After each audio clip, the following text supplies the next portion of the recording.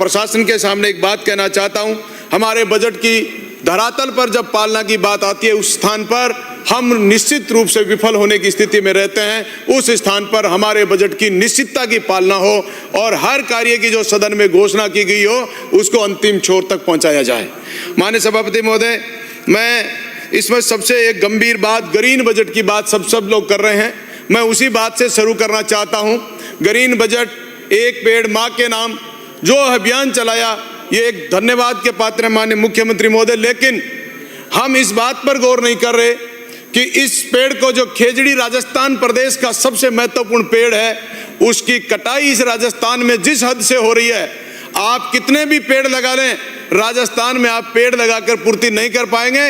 रोजाना, मैं मेरे क्षेत्र की बात कर सकता हूं, रोजाना 8 से 10 हजार खेजड़ी के पेड़ कटते हैं और उन खेजड़ी के पेड़ को प्रशासन, पुलिस प्रशासन और वन विभाग मिलकर दोनों उन लोगों को चलाने का काम करते हैं। इसलिए सभापति महोदय, मैं आपसे आग्रह करना चाहता हूं, आपके माध्यम सरकार से, कि सबसे पहले पेड़ कटते हुए को रोक लीजिए। आपके लगाने की चिंता खत्म हो जाएगी। आप कटते हुए पेड़ों को नहीं रोक पा रहे हैं, इसलिए उनको रोकना बहुत जरूरी है। माननीय अध्यक्ष महोदय, आपके सामने मेरे विधानसभा क्षेत्र में जिस तरीके से सिंचाई की बात हुई, सिंचाई के क्षेत्र में, मेरे विधानसभा क्षेत्र में सिद्धमुख नहर परियोजना लंबे अरसे से, पिछले 30 वर्ष से लगातार इन कांग्रेस के नेताओं ने, माननीय मुख्यमंत्री अशोक जी गहलोत का नाम लें, उनका उद्घाटन हुआ, माननीय सोनिया गांधी जी के माध्यम से उद्घाटन हुआ, माननीय राहुल गांधी जी से उद्घाटन हुआ, लेकिन एक बूंद पानी किसान को आज तक नहीं मिला। और इस बजट में भी हमारी सिद्धमुख नहर परियोजना का एक शब्द भी नहीं लिया गया। इसलिए मैं मांग करता हूं कि मेरी सिद्धमुख नहर परियोजना में आप मुरबाबंदी और चकबंदी करके किसान को पानी उपलब्ध कराने का काम करें। इसके साथ ही साथ माननीय सभा अध्यक्ष महोदय, यमुना जल का MOU हुआ 17 फरवरी 2024 को, और 4 महीने में उसको धरातल पर उतारने की सरकार ने बात करी थी। लेकिन इस बजट में हमारे यमुना जल समझौते का चर्चा भी नहीं हुई, एक शब्द भी नहीं लिया गया। इसलिए मैं आग्रह करता हूं माननीय मुख्यमंत्री महोदय से कि यमुना जल हमारे चूरू, झुंझुनू, सिक्कर को जो लाभ मिलना है, उसके धरातल पर उतारने के लिए आपकी ट्रिपल इंजन सरकार मानता हूं मैं तो। राजस्थान में आपकी सरकार है, हरियाणा में आपकी सरकार है और दिल्ली में आपकी सरकार है। इसलिए आपसे आग्रह करता हूं कि आप यमुना जल समझौते को धरातल पर उतारकर जनता को लाभान्वित करने का काम करें। इसी के साथ साथ माननीय अध्यक्ष महोदय, मैं अमृत काल 2.0 के लिए भी मैं मेरे विधानसभा क्षेत्र नगर पालिका में मांग करता हूं कि अमृत काल 2.0 में हमें शामिल करते हुए हमारी जनता को लाभ दिया जाए। इसके साथ ही साथ RUIDP योजना, जिसको नगर पालिका राजगढ़ में पिछली बजट में घोषणा हुई थी पिछली सरकार में, लेकिन आज तक वो धरातल पर नहीं उतर पाई। इसलिए मैं मांग करता हूं कि हमारी RUIDP में हमको शामिल किया जाए।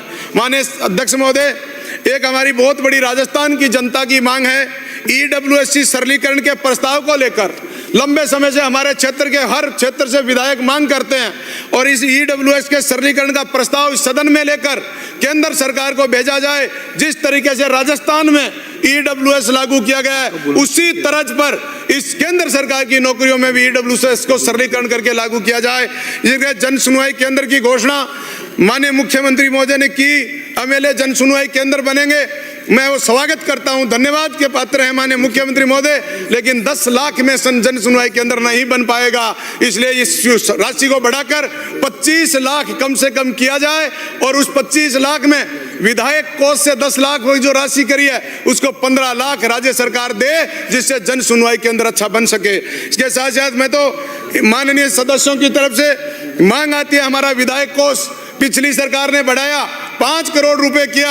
मैं सरकार से मांग करता हूं कि राशि, महंगाई बढ़ गई, 10 करोड़ रुपए विधायक कोष को किया जाए, जो राजस्थान की जनता का विकास किया जा सकता हो। इसी के साथ में मेरे विधानसभा क्षेत्र की कुछ मांगे माननीय अध्यक्ष महोदय आपके माध्यम से रखना चाहता हूं कि पंचायत समिति चांदगोठी, अमीरवासी पंचायत समिति बनाया जाए। इसके साथ ही साथ मेरे चांदगोठी में IN ऑफिस और सिद्धमुख में IN ऑफिस विद्युत विभाग का घोषणा करी जाए सरकार, जिससे मेरी जनता को लाभ मिल सके। के साथ ही साथ माननीय अध्यक्ष महोदय, राजस्थान में कॉलेज की बात करें तो कॉलेजें सरकार ने खूब खोली हैं, भवन भी बन गए, लेकिन राजस्थान के कॉलेजों की जो हालात है वो बदतर स्तर पर है कि किसी भी कॉलेज में एक एक प्रोफेसर नहीं है। इसलिए कॉलेज खोलने के साथ ही साथ उस कॉलेजों में प्रोफेसर होने से ही लाभ मिल पाएगा, जिससे हमारे छात्र पढ़ सके और पढ़ाने वाले लोग उस कॉलेजों में हों।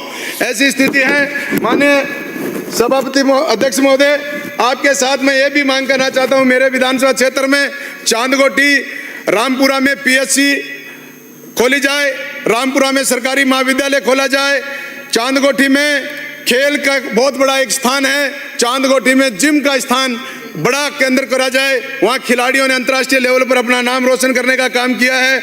माननीय अध्यक्ष महोदय, मेरे सांखू एक उप तहसील बनाया जाए और सांखू में महाविद्यालय खोला जाए। और मेरे विधानसभा क्षेत्र में राजगढ़ में इंजीनियरिंग महाविद्यालय की कमी है, इंजीनियरिंग महाविद्यालय खोला जाए। और रोजगार और बेरोजगार की अगर हम बात करें तो माननीय अध्यक्ष महोदय, आपके माध्यम से गंभीर विषय है। मुख्यमंत्री बजट घोषणा 2023-24 में राजस्थान में बिंदु संख्या 159 पर Rajasthan logistic service delivery corporation RLSDC गठन की घोषणा हुई थी, लेकिन आज दिन तक उसका नोटिफिकेशन जारी नहीं हुआ। इसमें ठेका प्रथा पर, संविदा पर लगे हमारे प्रदेश के उन बेरोजगारों के साथ संविदा पर लगने वाला बेरोजगार अन्याय और जुल्म ज्यादती हो रही है। विद्यार्थी मित्र आज धरने पर बैठे हैं, इसी कारण बैठे हैं कि उनका संपूर्ण रूप से संविदा पर उनका रेगुलराइजेशन नहीं हुआ।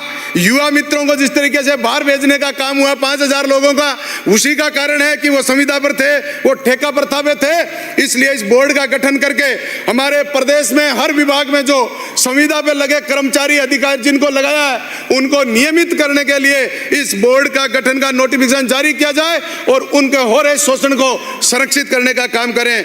इसके साथ माननीय अध्यक्ष महोदय, 2013 की भर्ती एनएम की हुई, वो भी संविदा के आधार पर 2 मिनट में समाप्त करता हूं। वो संविदा पर भर्ती हुई 2013 की, उस भर्ती में आज भी 6000 एएनएम में इस संविदा भर्ती के कारण वंचित हैं, उनको भी इसमें शामिल करते हुए लिया जाए, क्योंकि ये बोर्ड का गठन होगा तो उनके साथ न्याय और उनका संरक्षण होगा। माननीय अध्यक्ष महोदय, मैं कुछ मेरी मांगे, गोठा बड़ी विद्यालय भवन निर्माण पूर्णतः जर्जर हो चुका है। उस विद्यालय में 12वीं तक का विद्यालय है, उसका भवन निर्माण किया जाए। इसके साथ ही साथ मैं मेरे विधानसभा क्षेत्र में सूरतपुर में हमारे खेल के सामान की बात करूं, खेल के मामले में पिछली बार मैंने विधानसभा में भी मेरी मांग रखी थी और माननीय मंत्री महोदय ने मुझे आश्वस्त भी किया था कि ग्रामीण ओलंपिक खेल में जो भ्रष्टाचार हुआ उसकी हम जांच कराएंगे, लेकिन आज दिन तक उसकी जांच नहीं हुई। वो 1 अरब 26 करोड़ रुपए का घोटाला हुआ था। माननीय अध्यक्ष महोदय, आपके माध्यम से मांग करता हूं कि मंत्री जी ने जो आश्वस्त किया था सदन में, वो उस आश्वासन की पालना करके हुए उन भ्रष्ट लोगों के खिलाफ जांच करें और उनके आज भी उसी क्रीड़ा परिषद में उनके दंपत्ति के रूप में आज भी लूटने का काम कर रहे हैं। आज भी आपकी सरकार में वो लूट रहे हैं। इसलिए माननीय अध्यक्ष महोदय, आपके माध्यम से फिर से जांच की मांग करता हूं। माननीय अध्यक्ष महोदय, मेरे रामपुरा में भी एक GSS 3311 GSS की जसवंतपुरा और अमीरवास और डिगारला में मैं आपसे के माध्यम से मांग करना चाहता हूं। माननीय अध्यक्ष महोदय, एक मेरा कहना है, PM सूर्य योजना की घोषणा करी सरकार ने, मैं धन्यवाद करना चाहता हूं। सरकार ने 150 यूनिट की बात करी, लेकिन मैं इसके साथ साथ कहना चाहता हूं, इस योजना में भी आपने उन्हीं 65 लाख लोगों का नाम लिया है जो पहले से 200 यूनिट में रजिस्ट्रेशन है। मैं सरकार से मांग करता हूं कि उन 35 लाख लोग जो वंचित रह गए इसमें, इस योजना में शामिल नहीं हो पाए, सरकार उन 35 लाख लोगों को भी राजस्थान को शामिल करे, जिससे राजस्थान के 200 यूनिट में जो भेदभाव हो रहा है, इस भेदभाव को आप समेटने का काम करें। सरकार कांग्रेस ने गलती करी, आप उस गलती को मत दोहराओ, आप उन 35 लाख लोगों को भी लाभ देने की घोषणा करें। और ये PM सूर्य योजना में 150 यूनिट की बात कर रहे हो, ये आप कब से लागू करोगे, ये भी आपको इस बजट में आपको प्रत्युत्तर बताने की जरूरत है, क्योंकि आपका जब तक सौर ऊर्जा नहीं लगेगी तब तक आप 150 देने वाले नहीं हो, और सौर ऊर्जा आपकी सालों में नहीं लगेगी। इसलिए आप निश्चितता करो कि इनको 150 यूनिट अभी से फ्री देंगे और सौर ऊर्जा लगती जाएगी और इनको देते जाएंगे। अध्यक्ष महोदय, आपने समय दिया, आपका बहुत बहुत आभार, धन्यवाद। मैं अगला नाम पुकारूं उसके पहले जो कुछ भी